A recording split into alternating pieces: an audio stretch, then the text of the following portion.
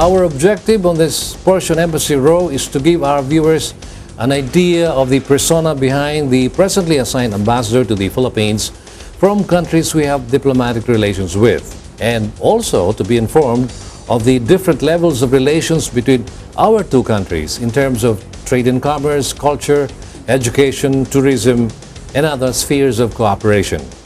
This week, we are honored with the presence of the Lady Ambassador of Greece to the Philippines, Her Excellency Madam Constantina Koliou, who has been here since January of 2012.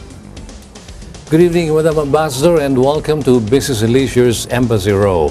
And going right into it, I understand you graduated with degrees in law and political science from the University of Athens. This leads me to believe that even early on, your inclinations were already toward diplomatic service. Is this correct? Well, not exactly. When I finished my studies, I had two options practically, either becoming a lawyer or a diplomat. I found being a diplomat something more exciting, more interesting, more challenging than being a lawyer. Besides that, I think that in this career you never get bored, because you always have to deal with something new, something different, which keeps us more fit, it keeps us more interested in things. So it was between being a lawyer and a diplomat, and I think it was a very good choice to become a diplomat.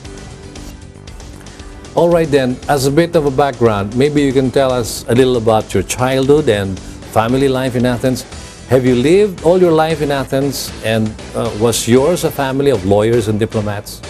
No, actually, both my parents were business people, my father and my mother. They had different businesses, both of them. I don't have a background in diplomacy or in law.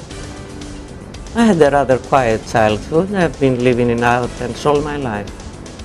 Madam Ambassador, I gathered that your earliest job was already in the diplomatic circle, but you stayed on in Greece for several more years. Can you tell us about your first posting? I stayed a long period in Greece because I had my kids. My kids were just born, so I wanted to bring them up to an age that they could travel more easily, more comfortably.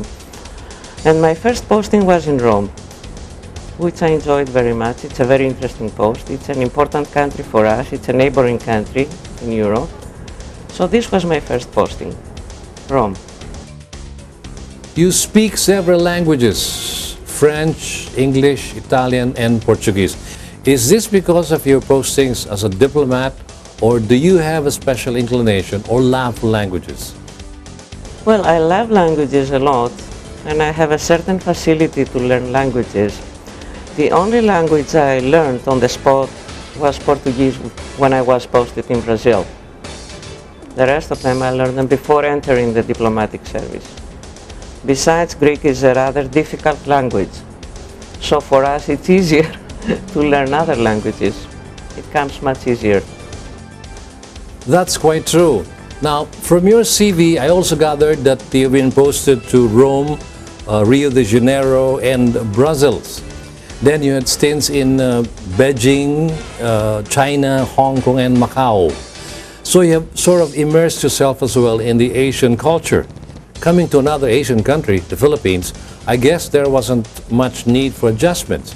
Can you give us your first impressions of the Philippines when you first assumed your current post in January 2012?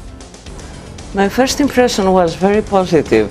I felt feeling very comfortable in the country because people are very friendly, they are very welcoming, you have an easy daily life. So my first impression was very positive.